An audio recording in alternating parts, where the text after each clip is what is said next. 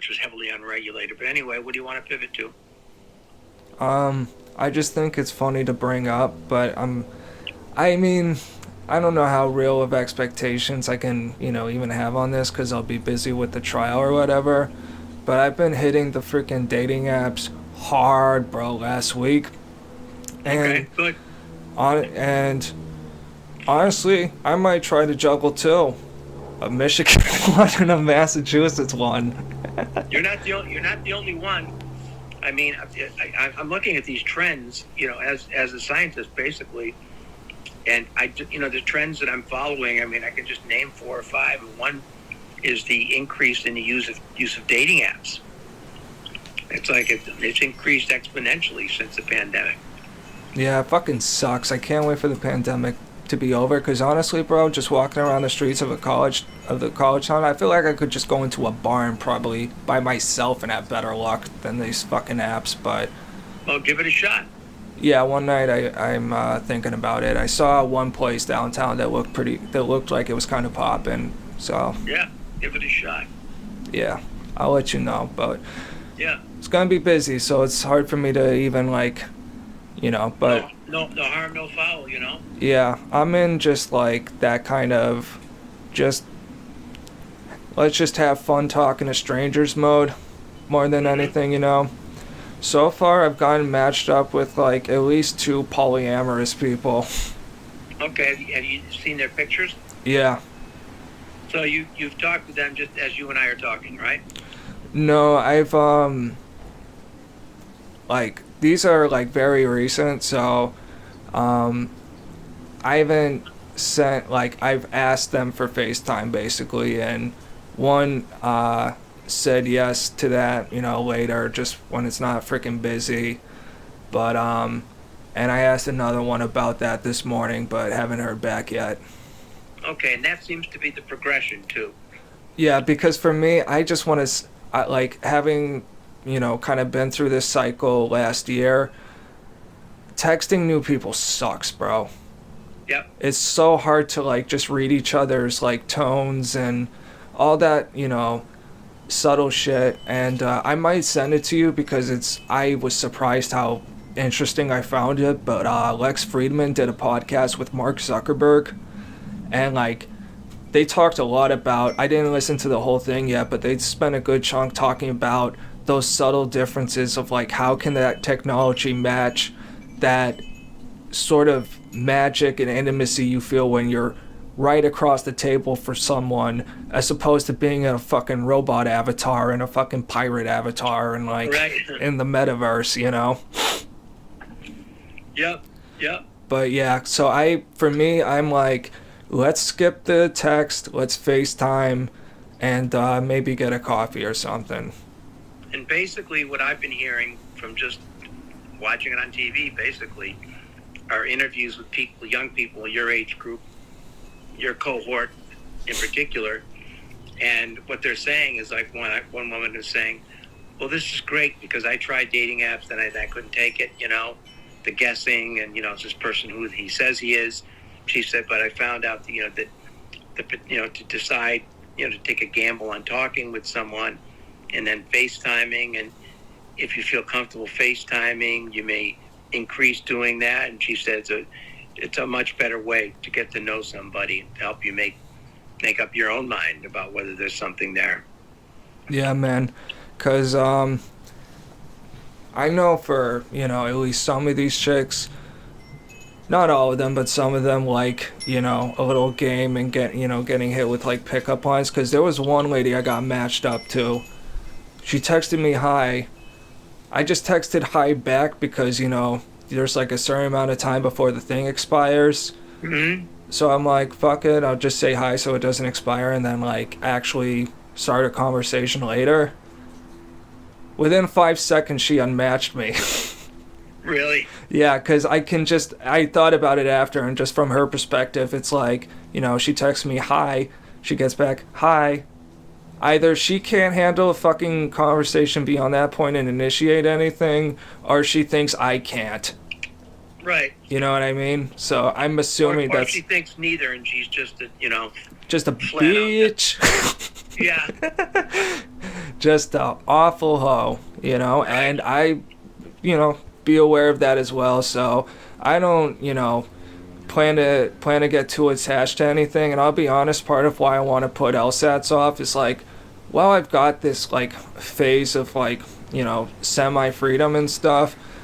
I want to get the thirsty phase out of my system, you know, because it's been 10 fucking years, Bob. Yeah.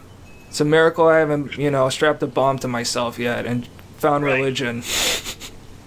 And also, as you're talking to me about it, it seems like this is a better fit to do this, you know, in terms of timing right now. You know, the LSAT doesn't really fit into the picture right now. This other stuff does. Yeah.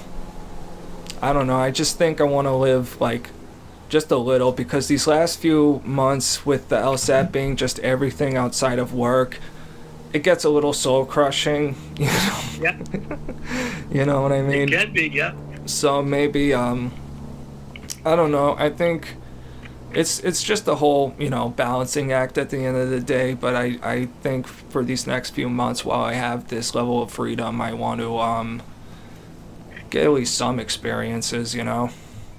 Yep. I don't want to say I just spent the whole time in the fucking hotel. Right, exactly.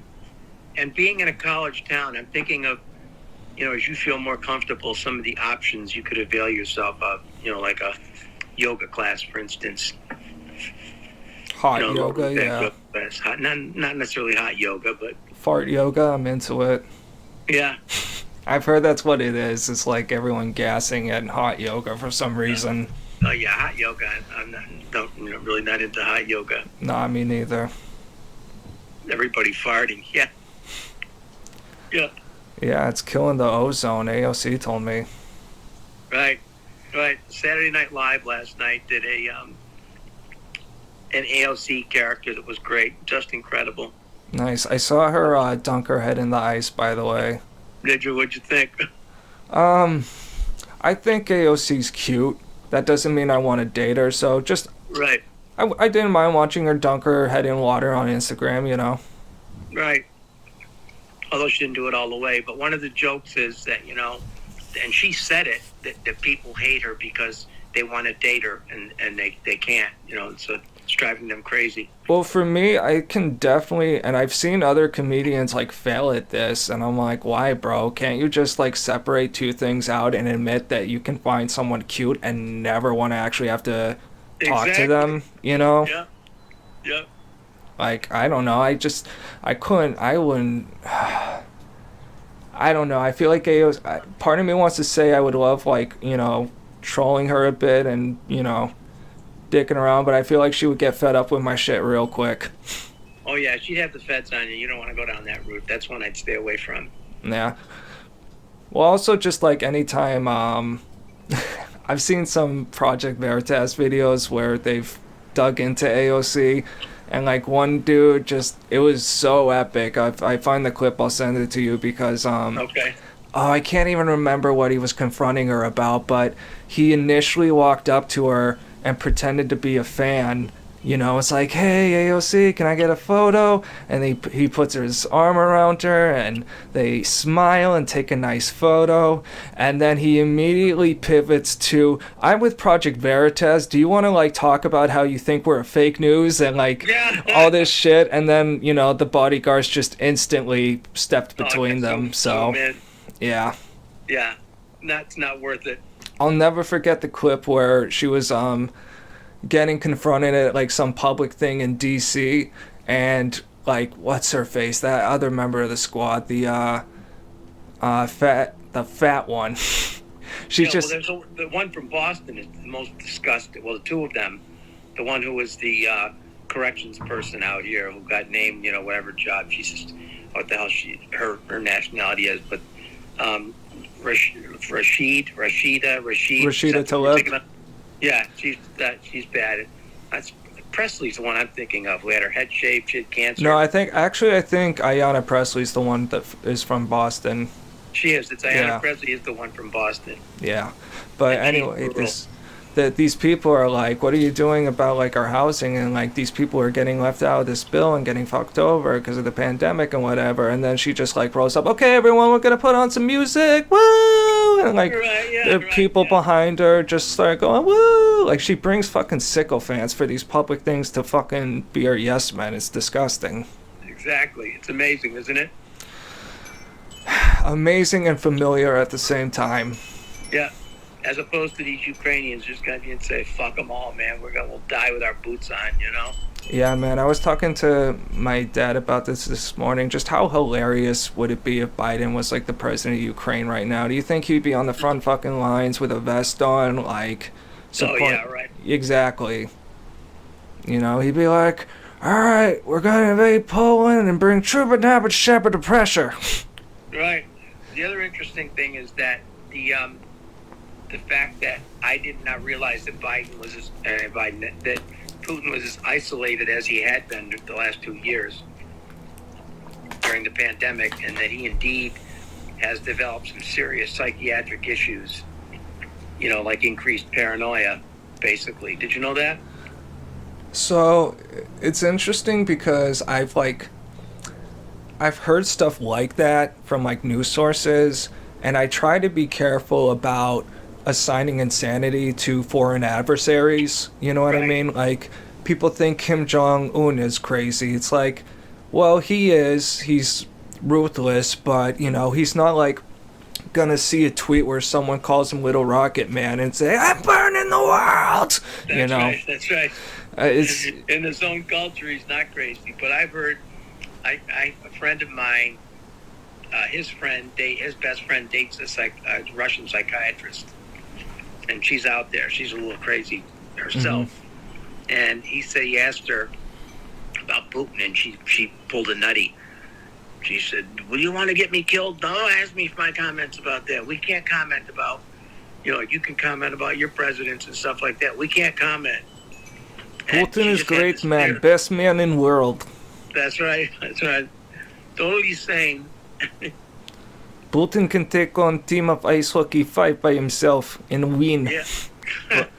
but on the other hand, just to sort of complete my thought, because, you know, of course the news will say everyone, you know, we're at war with is crazy, and just all the Russia, you know, propaganda and bullshit lately, but on the other hand, it totally makes sense to me that Putin might be, I didn't hear about the isolation and like going crazy part, but it like makes sense to me on one level, because you look at sort of any country or state that's had this sort of like ruthless dictatorship basically, or corrupt oligarchy, you know, you're vulnerable at the top.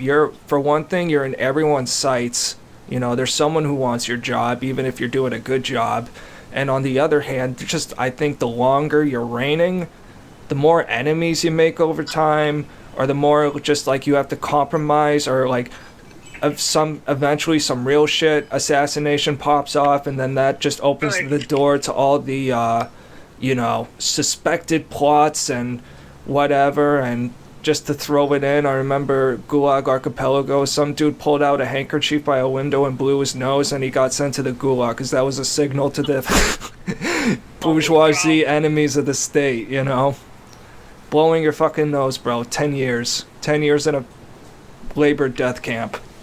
Well, apparently there were some pictures of him in the last few weeks where he snapped at one of his own people, one of his, like, top people. Did you hear about that? No, but it makes sense, because I've also heard that, like, Putin is in sort of, like, a win or die situation. Like, he cannot, for whatever reason, I don't fully understand it, but he just cannot, like, fail this Ukraine thing now. Like, he might get killed over one of his it. People, big time. Yeah, so the pressure's on him for sure. Mm-hmm. You know. And the other thing is with that, his paranoia, that when he meets with people, have you seen the way that he meets with them with that long table? Yeah, I saw that photo with Macron. Where he sits at one end, they sit like 50 feet away. Oh yeah, absolutely. That's some royal fucking shit, you know. Well, they're saying it's more paranoia on his part. I believe it. Getting the virus. Well, I don't, like, is it just getting the virus, or just, you know, shaking someone's hand and then having cyanide infiltrate their skin and then dropping dead 5 minutes later, you know? They said, you know, on a 1 to 10, his paranoia is increased. That's scary. Yeah. Yeah, man. But I do. You don't think it's bad enough where he would go nuclear at any point, do you? Because I've heard, and I don't know if it's a fact, but I've heard with like, if we were go to a nuclear war with China, obviously, shit, like billions of people would get wiped out, whether Right. by nuclear winter or whatever. But you might have like a few 100 million survivors across the globe. With Russia, it's just game over. We're Yeah. all dead. Totally. I would have said years ago I wouldn't put it past him, but I think there's too much to lose. Yeah, because it's like, what's the point of, you know, having victory over just a wasteland, that it doesn't have any resources or anything of value because you burnt it all, Yeah, you know? got those potatoes underground. Yeah. Have you seen the Steve Carell on one of those streaming channels? The Steve Carell movie on space. No. Space Force. It's a takeoff on Space Force farce. Is it just like a comedy thing, spoofing it? Oh, it's great. Yeah. I think that's great. A great premise for a comedy. Well, check it out because John Malkovich is in it, and he's excellent. He plays the foil, Steve Carell's foil. But it's kind of like they think this whole thing is a joke. So they found, the biggest, most imbecilic guy and general in the United States military to put in charge of this, who's Steve Carell. That's awesome. So they put him in charge of it, and it's funnier than hell. I think he'd be a great general. Oh my God, it's great. Oh, that's awesome. It's great. Do you remember what it's called? I could find it easy enough based off that info, I but think it's simply called Space Force. Space Force, okay. Something similar to that, All right. I'll just Not too Google far off from that. Steve Carell Space Force and it'll come right up. Yeah, and Malkovich is excellent. Word, bro. And there's an Asian guy in it. I know you've seen him in other movies because these movies that have to do with Silicon Valley and some of these, these kind of movies the past few years that deal with computers and stuff like that. He's been in a lot of them. He's a Chinese actor, and he's funnier than hell. I think I know who you're talking about. Kind of a short guy. Yeah, long hair. A little older. No, it's another one. This Okay. guy's kind of young. He's got kind of long hair. Okay. But he's got a girl and he's got a date in the car, and he's fantasizing a Fast and Furious routine, whether it's funnier than hell. That's awesome, bro. I'll check it out. He has no idea what's going on, and he's playing the role up to the hilt, Fuck yeah. Yeah, check it out. You'll laugh your ass off. And it's one of those things that they've got a ton of episodes, so you just don't even sit there and watch it forever. You can just catch one or two. Yeah. So, just to, real quick, just before we get off the phone, just so I'm clear, when my mom asks me about the LSATs after this call, you think putting it off till June or July was reasonable? Yep. Okay.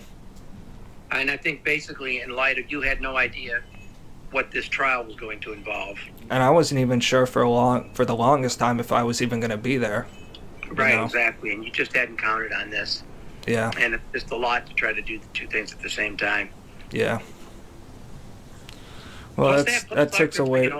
Talk to you about all, the social adjustments, meeting people, doing all that stuff. It's all very stressful, She'll understand that part of it. Yeah. I don't need to give a sob story or whatever. No, you don't. It's not a sob story. Yeah. It's a reality, Yeah. Yeah. I just, we're all sick of it being put off again, but it is what it is. It is, yeah. It's not like you can't, it's not like a forever kind of thing. That's the thing. It's not like if you don't think about it, forget about it, you're done. I would want to,